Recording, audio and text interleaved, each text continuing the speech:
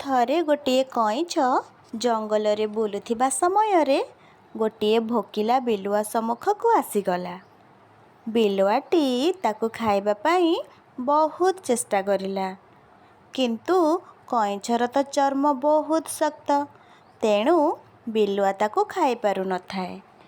କଇଁଛ ମଧ୍ୟ ତା ଜୀବନ ପାଇଁ ଭୟଭୀତ ହୋଇ ରହିଥାଏ। ତାପରେ କଇଁଛ ବିଲୁଆକୁ କହିଲା, ତମେ ମୋତେ କିଛି ସମୟ ପାଣିରେ ରଖ, ଯାହାଫଳରେ ମୋର ଚର୍ମ ନରମ ହୋଇଯିବ।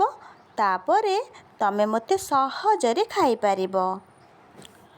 ବିଲୁଆ ମନେ ମନେ ଭାବିଲା, ଆରେ ୱା, ମୋ ଶିକାର ନିଜେ କହୁଛି, ମୁଁ ତାକୁ କିପରି ଖାଇବି?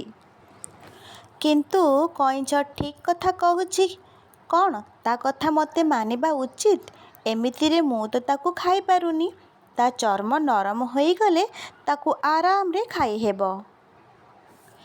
ଏହାପରେ ସେ କଇଁଛକୁ ଗୋଟିଏ ନଦୀ କୂଳକୁ ନେଇ ଆସିଲା ଏବଂ ପାଣି ଭିତରେ ଛାଡ଼ିଦେଲା। ଧୀରେ ଧୀରେ ପହଁରି କଇଁଛଟି କିଛି ସମୟ ପରେ ନଦୀର ମଧ୍ୟଭାଗରେ ପହଞ୍ଚିଗଲା। ତାପରେ ସେ ସେଠାରୁ ପାଟି କରି କହିଲା, ମୁଁ ଆଶା କରୁଛି ଲୋକମାନେ ଆଉ ତୁମର ଚତୁରତା ବିଷୟରେ କହିବେ ନାହିଁ। ମୋତେ କୁହ, ତୁମେ ଚତୁର ନା ମୁଁ? ବିଲୁଆ କଇଁଛର କଥା ଶୁଣି ଆଚମ୍ବିତ ହୋଇଗଲା। ସେ ଜାଣିପାରିଲା ଯେ କଇଁଛ ତାକୁ ମୂର୍ଖ ବନାଇଦେଲା।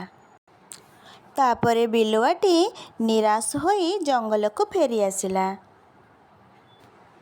ଏହି ଗପଟିରୁ ଆମେ ଶିକ୍ଷା ପାଇଲେ ଯେ ବିପଦ ଯେତେ ବଡ଼ ହେଉନା କାହିଁକି, ଯଦି ଆପଣ ସଠିକ୍ ବୁଦ୍ଧି ପ୍ରୟୋଗ କରିବେ, ସେହି ବିପଦକୁ ଅତି ସହଜରେ ଟାଳି ଦେଇପାରିବେ।